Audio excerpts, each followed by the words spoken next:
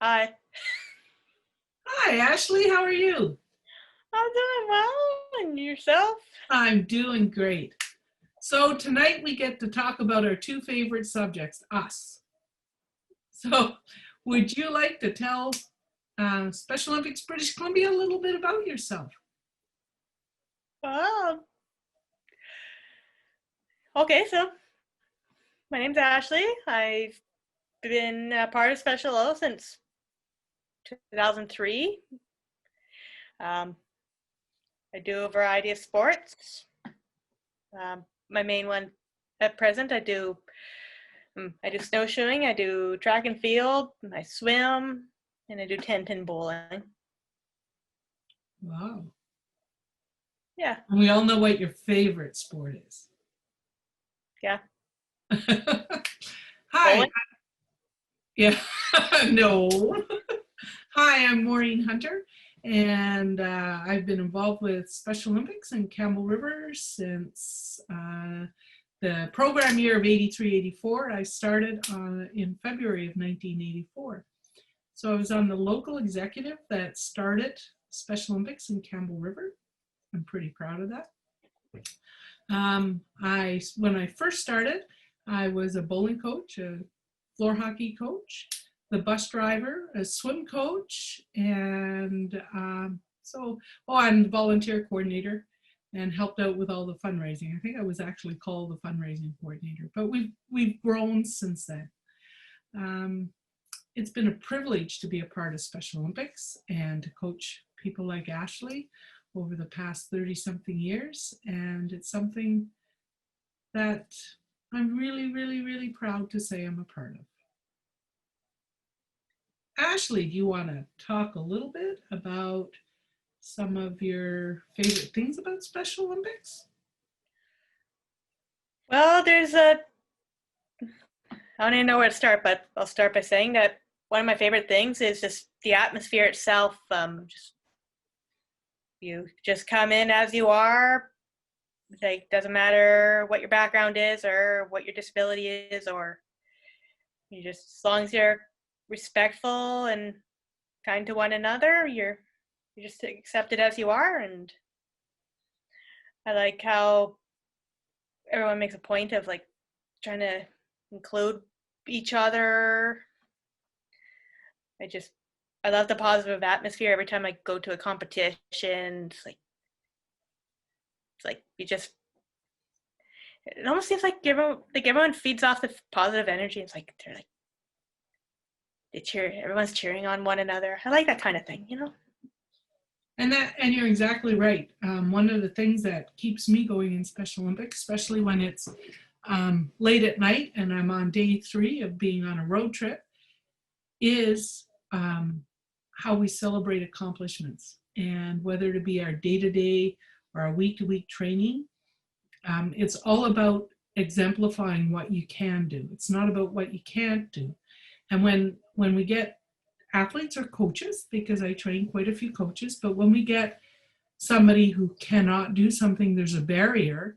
It's not that they can never do it. It's we just have to figure out a way to help them learn so they can do it. And I think that's one of the real strong threads of Special Olympics, especially Special Olympics in British Columbia, is celebrating what you and your fellow athletes can do, eh, Ash? Mm-hmm. So when we do have practices, what are some of the favorite things about your weekly practices with Special Olympics? What keeps you training?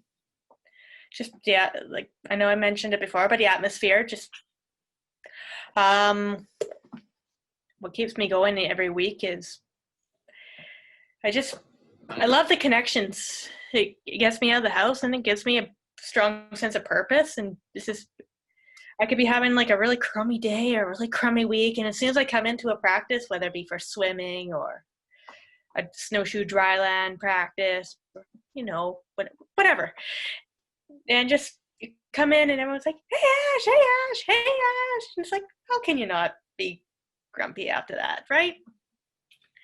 And just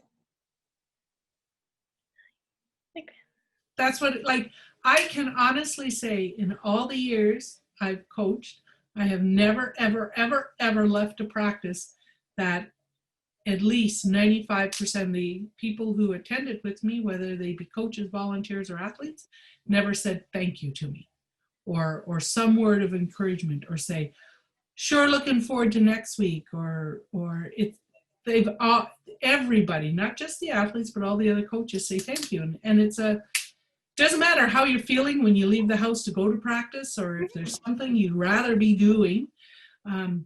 Once you get there, it's like this whole Exactly. infectious, That's the word. positive atmosphere takes over.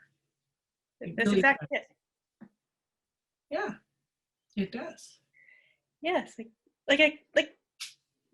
I'll throw an example. Maybe I just didn't have a really good day at work, and then I rush over to practice, and it's just like I can almost feel the wearing off as I'm there, and it's just like, yeah, at the end, it's just like that was nothing. It almost makes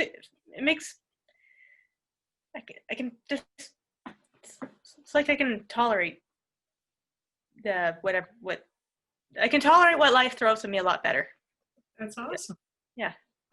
And that shows and leads me into the other part about Special Olympics. Special Olympics is so much more than our actual sport. And don't get me wrong, I live for competition. I love competition, whether it be at a regular track when I'm timing you to get your personal best in speed, or it's at a regional competition, or provincial, or national, or worlds. I love the competition.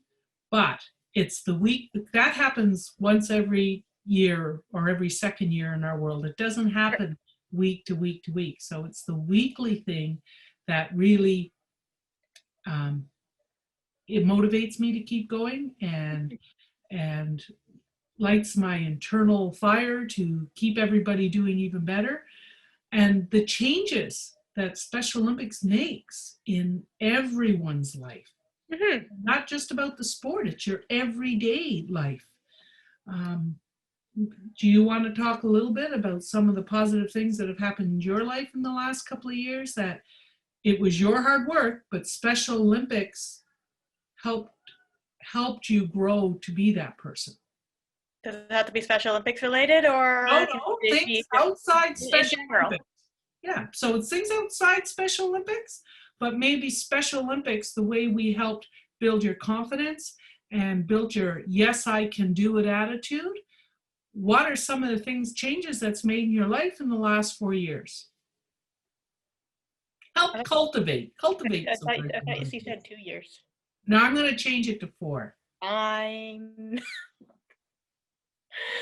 Well,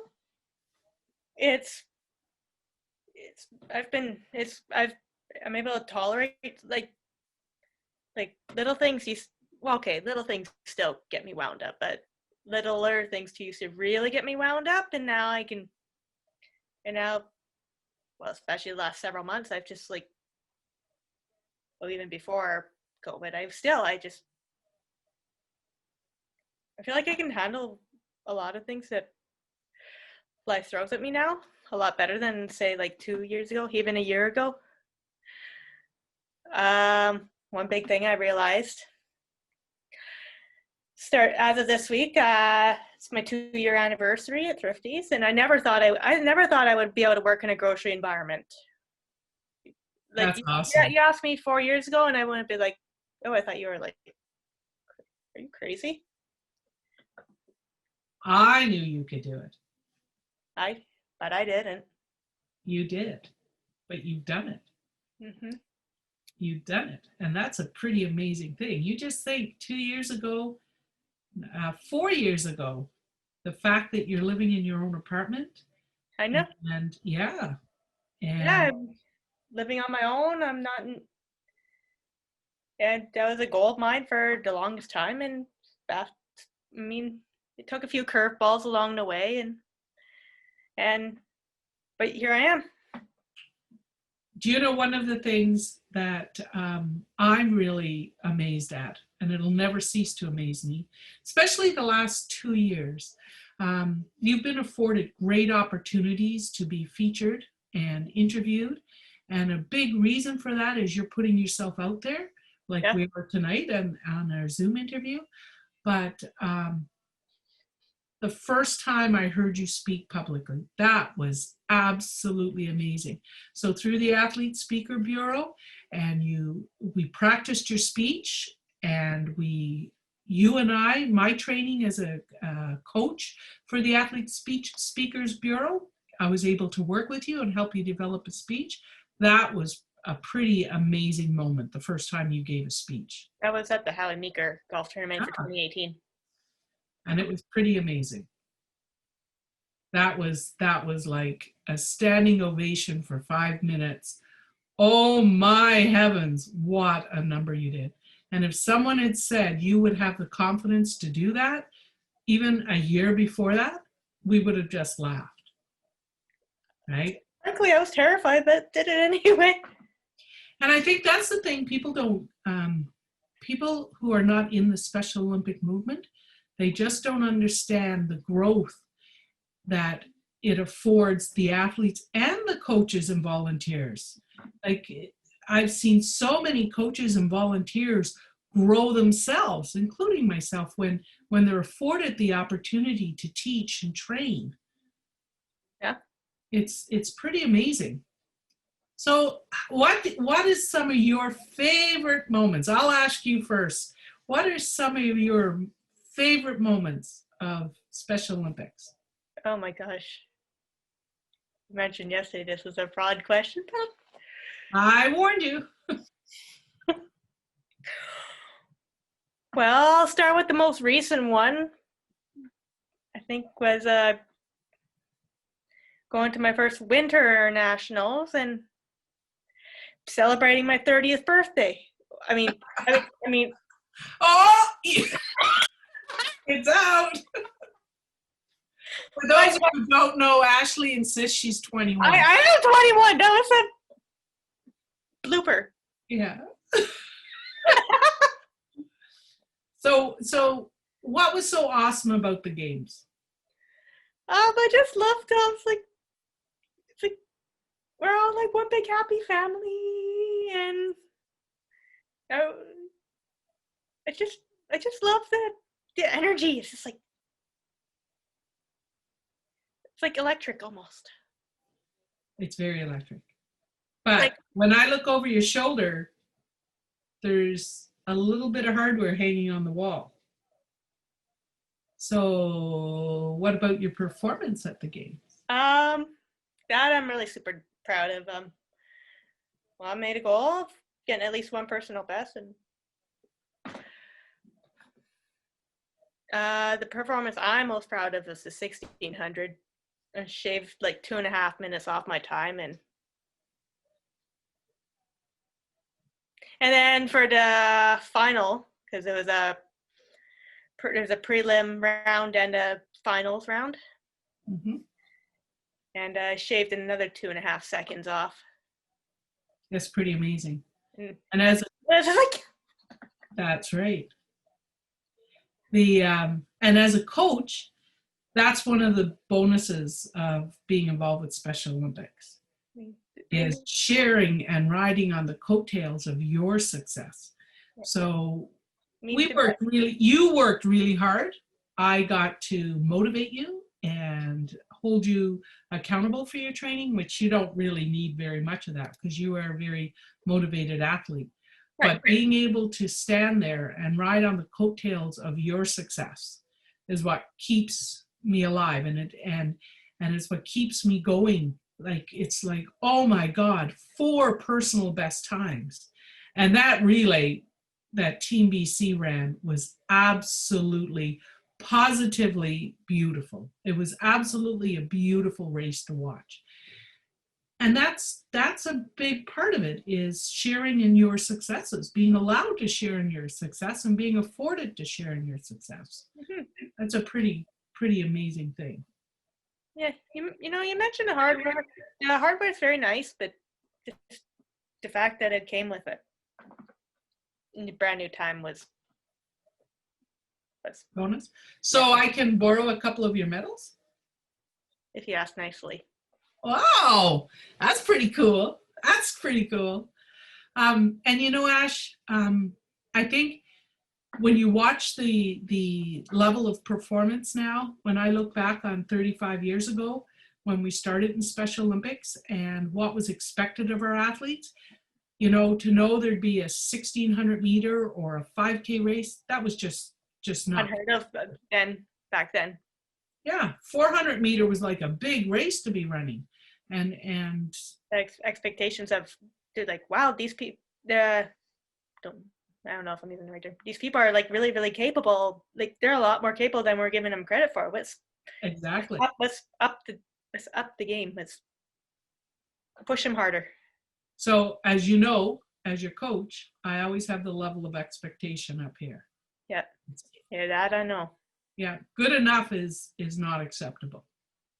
It's like you're good, but I know you can do better. That's right, and you always can. Yeah.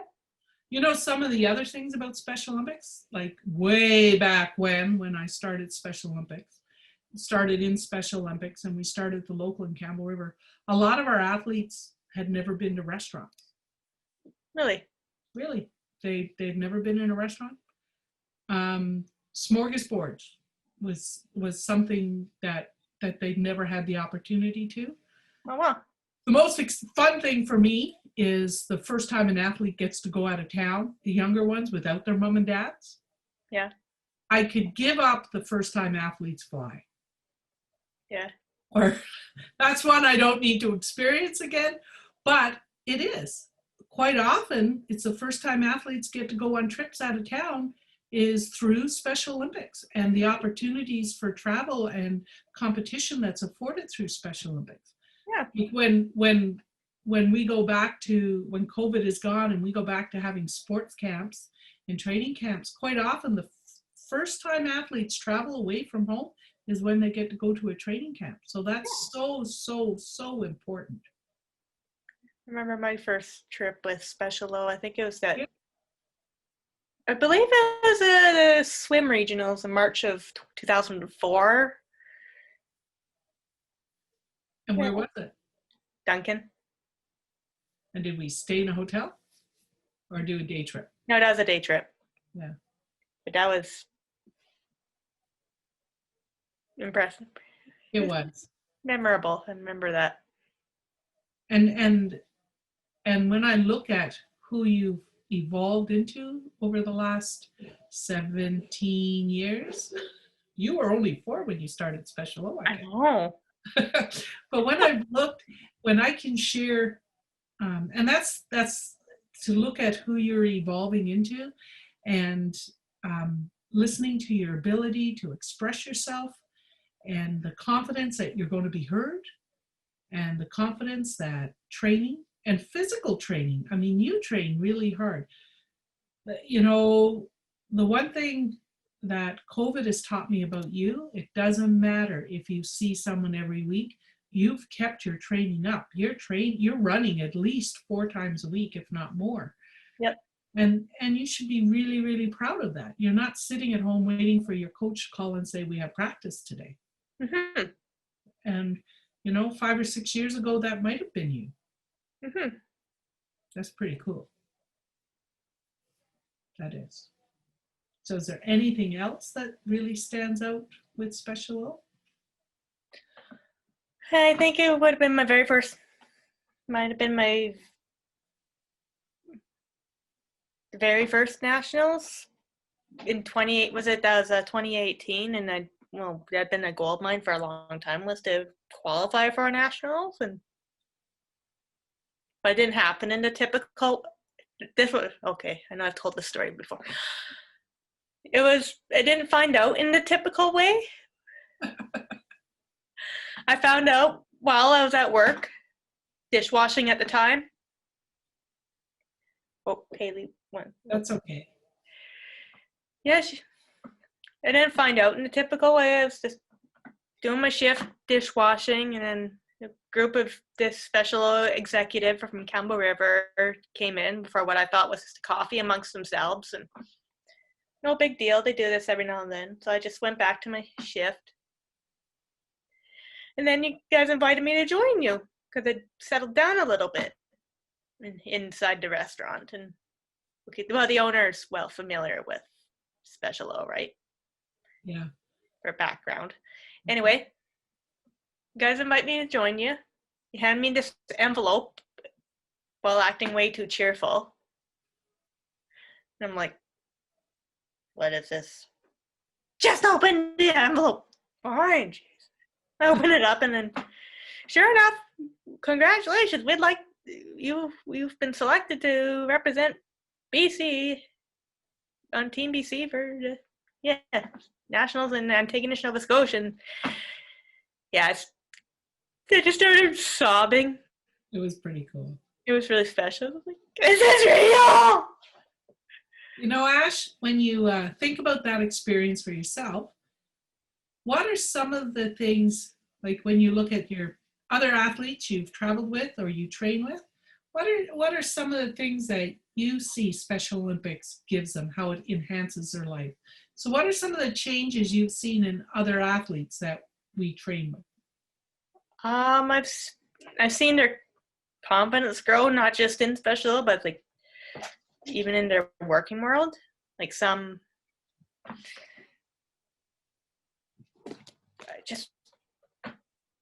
oh goodness. No, that's good. That's exactly what I wanted is if you see that their confidence is growing, and that's pretty amazing. Mm-hmm. You know, in my other world, I'm a job developer, as you well know, and I help people find jobs in the community. So one of the things about Special Olympics that if you are a participant in Special Olympics, you have a way higher chance of getting employed. Yep. So when we look at people who are differently able or with different abilities, there's a greater chance that you're going to be employed if you're involved with Special O.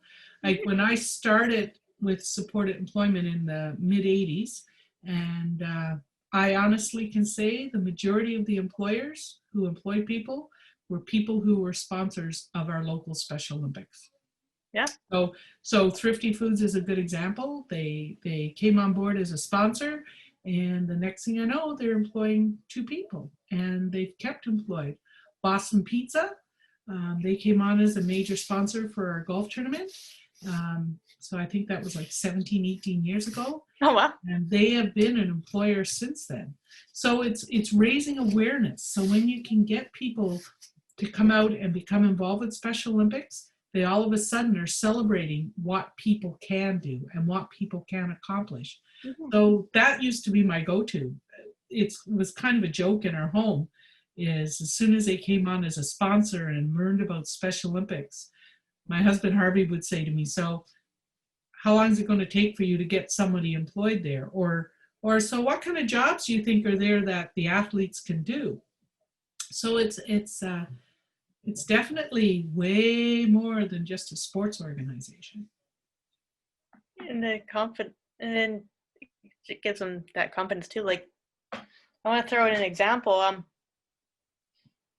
Like I said, I never thought I'd be in a grocery environment, but here, I never thought I'd be like running back and forth responding to customer calls and like way out in the open. And you asked me a few years ago if I'd been in an environment like that, and I would have laughed in your face. Do you know what's really funny? And you and I talked about this a few days ago, was how well you've handled COVID and how well you've adjusted to the changes in your environment. Oh my gosh. One of the uniqueness about you is flexible was not in your vocabulary for a while. Mm-hmm. And unscheduled change was not in your vocabulary, but it's there. And to know, like the other day, your employer called up and said, can you get to work in the next hour?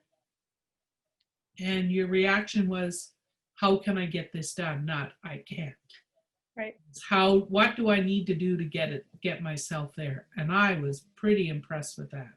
Knowing where you were a few years ago and knowing where you are now, it was Pat on the back, Maureen. Done a good job helping her learn that skill. I didn't do it. I just provided the tools for you to learn it. It was pretty amazing. or even times before last week, there's there's a story behind that one last Wednesday, but even before that, there were times where at 7:30, 8 in the morning, hey Ash, what's up? Did I wake you up? Oh no, I'm just resting. Any chance you're able to come in today? How long?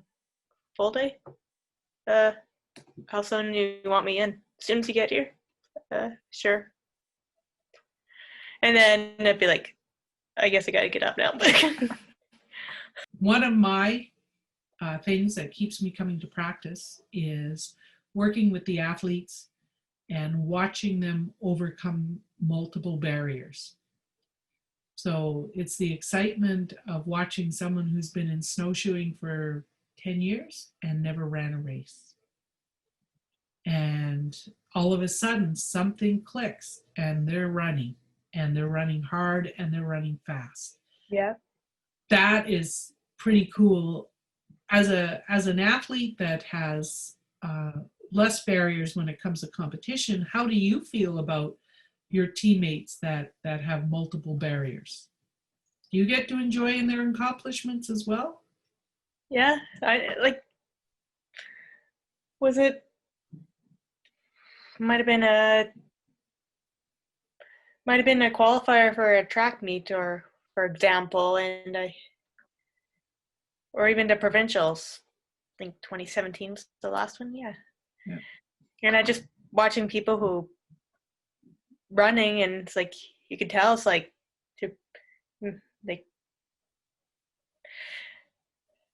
they may be like, but okay, here I gathered my thoughts. Anyway, like the longer runs, for example, and you could just see them hoofing it, like they're way behind the pack, but you can tell you just giving it, it's like just putting their whole heart into it, and that's just feel like inside. Yeah. For example.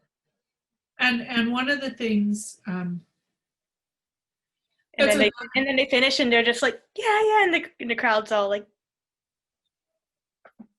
yeah, it is pretty amazing. And you know what? That's when I say I get to ride on the coattails of your success. You are getting the share in the glory of your fellow teammates' success, because you truly enjoy and appreciate how hard they've worked to get to where they are. Mm-hmm. As someone who's coached for almost 40 years and who's been involved in the field of working with people and helping them find jobs in the community, I think one of the things I'm very proud of is how Special Olympics has led the way with the inclusion movement. How through training and community training and raising the awareness, like one of the things I really, really notice is now it's the athletes are given the more opportunity for choice. And we help support the athletes in finding their voices and speaking up as to what they want and what their hopes and dreams are, not what we think is best as coaches or caregivers, what we think is best for you. It's about what do you want and how do you feel? And that's a huge, huge change in society. But I think what I'm most proud of is Special Olympics has led that. We've led that. We've taken the charge and run with it. And that's pretty amazing. And that's something as a coach, I am very proud to say I'm a part of. It's pretty cool. It is. I'm just really grateful for like how they hold me accountable, but they're also like willing to like push me really hard, and the majority of them I can reach out to, and it's like, yeah. So is there one coach that's made a real difference in your life? Yeah. You. What have I done to make a difference? When you say that, why do you say that? Well, it's not just it's not just because you are one of the first ones I came across, like when I first joined swimming back in the day. But it's just because well, it's like you really push the holding people accountable, and like we mentioned earlier, it's like that was good, but I know you can do better. Like you really, really make a point of that, Mhm. and yeah, it's That's like you're very firm, but you're also very fair. Thank you. Yeah. So if you could send a message to all the coaches who've been a part of your life, whether to be local, regional, Or provincial, national. or nationally, what would you like to say to them? I just want to say thank you for making such a huge difference in my life, and for all your expertise and helping to keep me motivated and lines of communication open, and just I don't think I have gone as far as I am. I don't think I would have gone as far as I am today had I not if I, had I not been with Special ON for the coaching I received. That's it. Well, I've been honored to be one of those people. But it is Special Olympics BC's 40th birthday. And I think it's important that we thank everyone. Yeah. You often say it's a village that raises a child. Well, it's a village and a community that makes our local happen, and it makes our province happen, and it makes our country happen. So that's pretty amazing. And BC has always led the way, whether to be with competition and performance, but we've also always led the way with giving our athletes voices and supporting them and helping them speak up for what they want. Yep. So if I had a beer in my hand, which would be really socially inappropriate, but here's to 40 years, and here's to 40 more years, and maybe when I'm 100 and you're 21, we will still be going to practices together. Yep. Road trip in 40 years. Yep. Cheers. Cheers. Cheers.